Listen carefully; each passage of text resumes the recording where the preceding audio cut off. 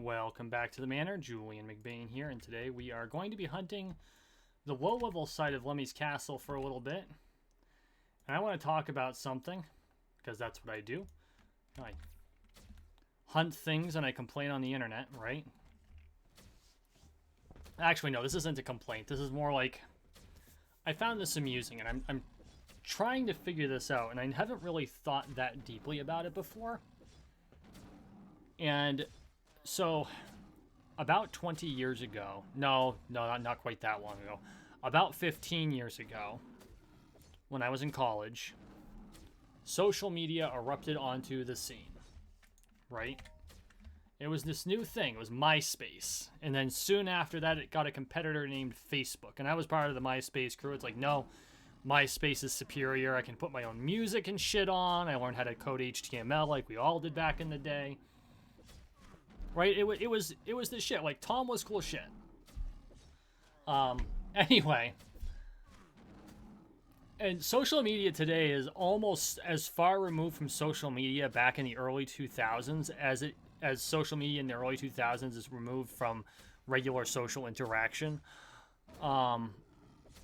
So I'm on Twitter doom scrolling like you do, right? And I run across one of the people I follow.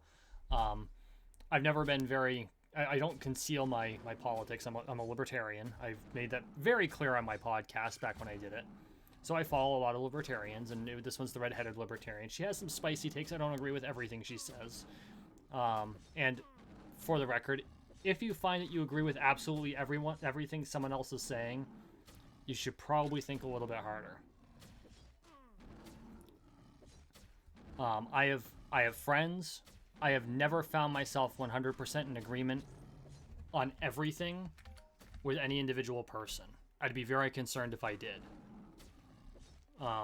And my hope would be that even my son would look at the issues that I believe in, and that if he disagreed with me, he would let me know and we could talk about things. And, maybe one of us will convince the other one to move, and maybe we won't, but that's okay.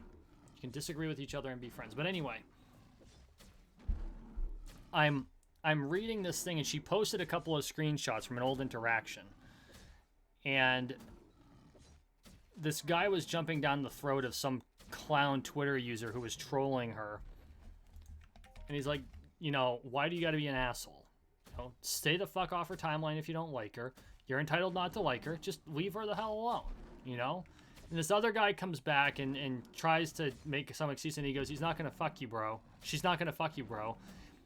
And then she pans over to the first guy, the person who jumped to her defense's profile, and it says right in his bio that he's her husband. And it's like, actually, for the record. So I'm just like, okay, before you reply to someone on Twitter and make some sort of callous assumption, check their bio. And even then, don't assume anything, because guess what, boys and girls? Twitter ain't real life, and neither is Facebook. In fact, both of them are terribly echo chambery. Especially Twitter, because there's a reason they have like Liberty Twitter and Tanky Twitter and Socialist Twitter and Tech Twitter and whatever. They have these echo chambers that are developed specifically because you only follow certain people. I myself, I like to follow a diverse array of people, and some of them I agree with and some of them I don't. As from the redheaded libertarian over to Vosh, Shoe on Head, who I actually find I really like Shoe on Head, even though I disagree with her on a lot. But anyway, but we find ourselves that social media is designed to encourage an echo chamber. And so I don't take Twitter very seriously, although it is a wonderful tool if you use it correctly. I've engaged with hundreds of people from all walks of life. I've engaged with just regular run-of-the-mill people like myself. You know, I'm fairly run-of-the-mill, though I'm technically a politician now. Well, a politician in Vermont, so I'm run-of-the-mill. Um, I engage with party members. I engage with tech heads. People who care about, you know, human issues, children, animals. I love, and y'all can laugh at me for this. One of my favorite things to do on social media is share animal videos, because you just need that sometimes. You know what I mean? The feel good of, you know, because life, especially the last year and a half, life has been kind of sucky the last year and a half for everyone. And so when I run across like a video of dogs or cats and they're doing cute things, I repost them. And yeah, it could be considered a bit kiddish, but I don't care. I like what I like.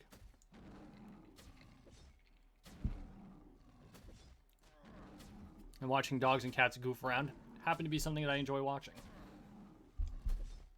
But I think the whole point of what I was saying is, don't take social media too seriously. It's not real life.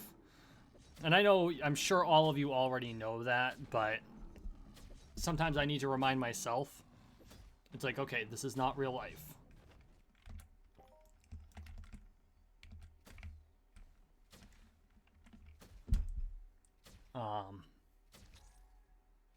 So yeah. Anyway, onto less algorithm killing subjects. I think there's some wisdom in that piece that I was talking about, you know, not taking Twitter too seriously. I think one of the things that we do as a culture, especially lately, is we tend to take ourselves too seriously. Hang on just a second. Need to open a window. I think that we as a culture have started taking ourselves too seriously. And that's a problem.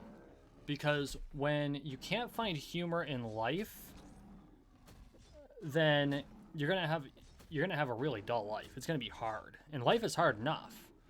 You know, especially the last year and a half. Like my state as of today, so today's Monday, I record on Monday, I release on Wednesday. As of the Monday before the release of this video, my state released all COVID restrictions. And it didn't occur to me until after the restrictions were lifted how much of a weight the pall of those restrictions were. And the reason underlying it had become an actual psychological weight. And it didn't occur to me just how much of a weight that it turned into. Because as the governor got up and he talked about, you know, we've hit our threshold as promised, no more restrictions, we're at 80%, we're Vermont's actually the leader in the nation for vaccination. Like the leader in the nation for vaccination, which is, we can add that to our list of few things that we do really fucking well.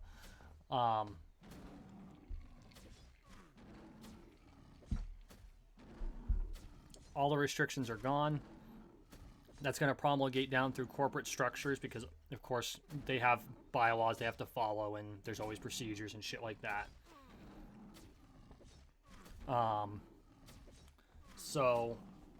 But this weight of knowing it's finally coming to an end, right? And I'm really looking forward to the analysis of all the data that was collected regarding the pandemic. And I know people are probably sick and tired of hearing it, but because of the I did not realize just how much weight was on it, as I've said. It's because of that I want to know more. And I know I'm very deeply tied into media in general. One of my jobs makes it so I have to be, so I've got a lot of information. A lot of times I have that information hours, if not days, before like family does, because I'm tied into so many different media sources. And that being said, a lot of the reason that I get it first is because it's not verified yet. Like, if one media source offers it, that's not verification. You need to have several double checking it. That's why reporters exist. That's why media exists. They fact check. They figure it out. And I've gotten information that 2 days later turned out to be false. It's just the nature of the beast. But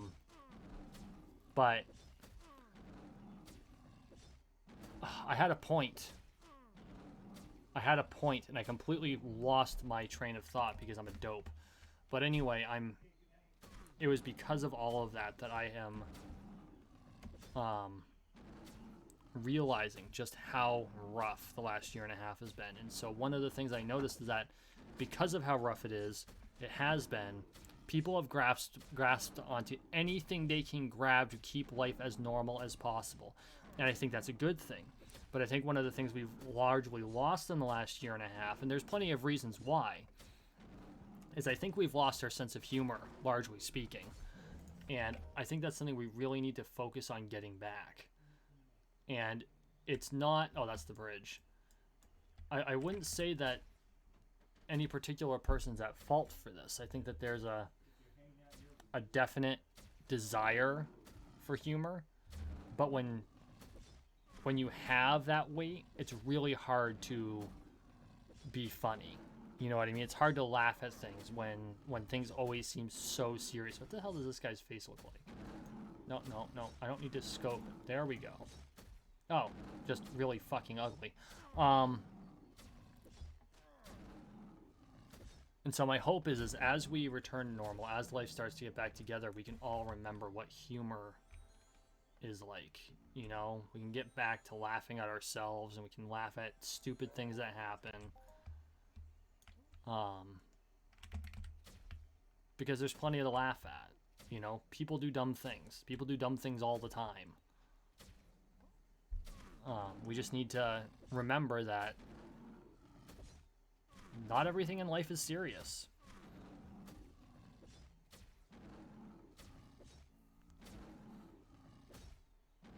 I mean, life is a serious thing, and we need to keep that in mind, that life is a serious thing, but not everything in life has to be absolutely serious. I think that's why people like Laura Spade and Rincewind, honestly, I think that they are probably happier than a lot of people I know, because they don't take themselves too seriously. They go out and they have some fun, and they play Fallout 76 in PvP.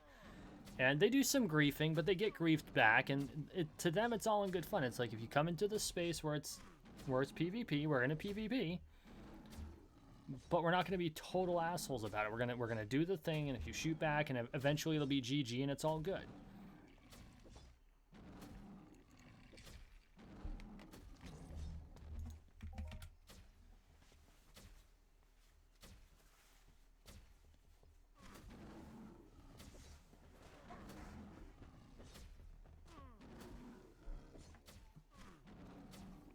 I don't know.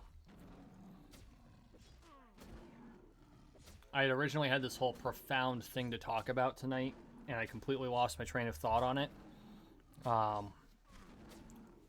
As you all know, I'm part of a medieval historical recreation organization. It's a non-profit civic, and I do fencing, and we're trying to get people ready to be able to fence again, and it's been difficult. It's been difficult because we've been out of the game for so long. We have to find the people, because you have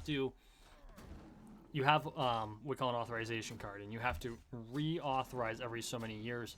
In the we basically lost 2 years as far as fighting's concerned, because fighting kind of goes into there's like a break between like January and March, because it's hard to find fighting spaces in the middle of the dead of winter, especially up here in the north.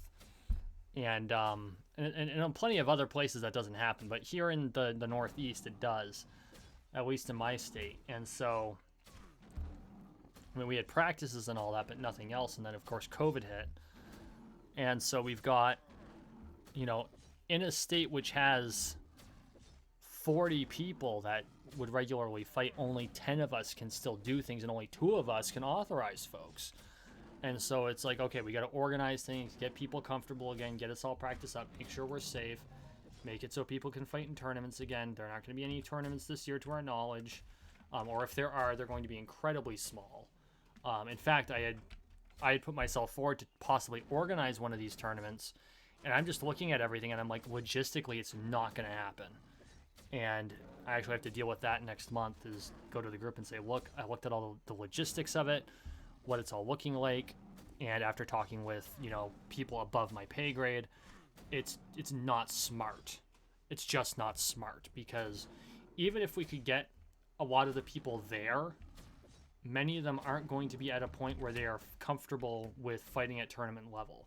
I mean, you go a year and a half without fighting, you can't just jump back in the ring, especially when you're stabbing at your opponent with a sharp metal, well, it's not sharp, but with a metal stick that you can really hurt someone. Like, I've cracked ribs fencing. I've gotten cuts on a non-sharp sword. Twice in the same leg, about 7 years apart. Fun fact, the first person that laid open my leg, I ended up dating for 2 years after that. I thought it was hilarious. She didn't think so. Actually, I think that was the day we actually started dating too. Like, we were practicing, and it was in my yard. She'd come over to my place just so we could practice, because there wasn't a public practice. She was working with me. I was brand new at fencing, and so we were practicing, and then we started watching the Doctor Who. She introduced me to Doctor Who, and then The Big Bang Theory, and that was the night we started dating. And no, nothing serious happened that night, but I find it amusing that, you know, oh, good, you cut my leg open, let's start dating. And it lasted 2 years, and I mean, as it turned out, I honestly think we'd probably be more compatible now than we were then, but I still don't think that we are compatible, if that makes sense. Like, we were incompatible for long term. We were just at different places, and we were heading in different directions, just like my most recent relationship, you know, 5.5 years, we developed in different directions. You know, I feel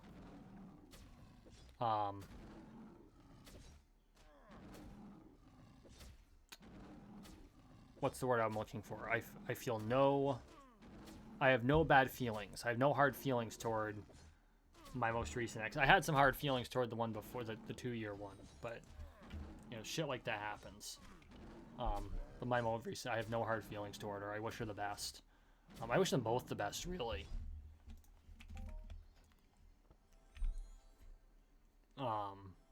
Sidetrack, sorry, tangents. But anyway, so I had been planning this whole, you know, another philosophical discussion, things like that, and then this whole thing like completely derailed me, because I was putting it together.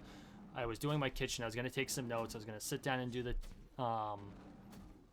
video, and that sidetracked me. And then I got a phone call, and that sidetracked me. And I had family show up that we weren't expecting, so that sidetracked me. Oh boy! So I'm actually recording this. It's like 9:30 at night when I'm recording this. Normally I try to get this done like before 8. I like to like shut off at 8 o'clock. 8 o'clock's kind of my time. So I get up in the morning, I get ready for work, I make sure my son gets on the bus. You know, that's what the single father does. He gets up, he makes sure his son gets on the bus, I go to work. I work, come home, do any work I have to do, clean the kitchen after dinner, and if I have to record, I record. Once a month I go to, or if I do my live streams on Tuesdays and Fridays, on Mondays I do a video. Thursday I have a social group that I interact with on Zoom, which I don't know how much longer that's going to go on. I hope it doesn't end right away, because, you know, restrictions are up. We can start actually, you know, meeting with people. And I directly attribute, so we call it tea. Nobody drinks tea. Like, nobody. the people who don't drink alcohol drink water or soda, and the people who do drink alcohol drink alcohol, and we call it tea. But I directly attribute my mental health throughout this whole ordeal.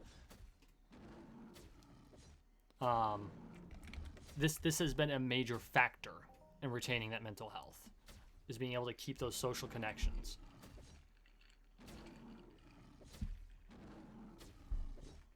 And just being able to interact with folks, even though it wasn't in person. So yeah, that's been good. And interestingly, I'm joining a Bible study for the first time in my life for a short time. Like, I'm not super religious, but I'm giving it a shot. What the hell, right? So we'll see how that goes.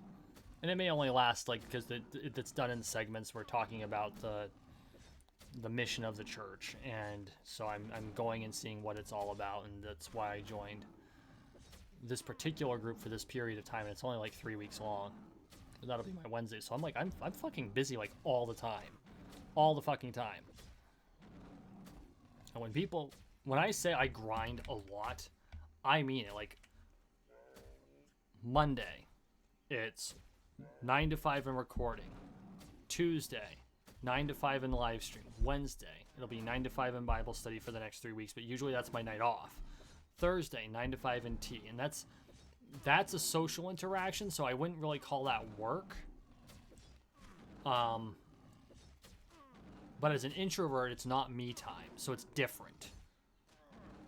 Friday, 9 to 5 and live stream. Saturday. I live on a working property, and Saturdays are proof of it. Because the lawn gets done, and we have a big lawn. Like, the lawn in the field totals out to be like 3 acres. It's big. And then during the summer, more often than not, there's wood to be done. I help the old man with whatever projects he's working on. Oftentimes it means moving pallets or getting things watered. We've got pear trees. We've got our raised garden bed, which for whatever reason did not survive longer than like a week. Like, we planted the bed, and within 3 days it was dead. And we're like, what the fuck? Like, we did all the things right. We fertilized it. We added the plant food. We did all the things we were supposed to, and all the plants died. The only thing that survived was in a separate pot, and it was the eggplant. So I'm thinking that the soil in the raised bed is no good. And so I think we're going to have to dig out the damn bed again and put new topsoil in, fertilize it,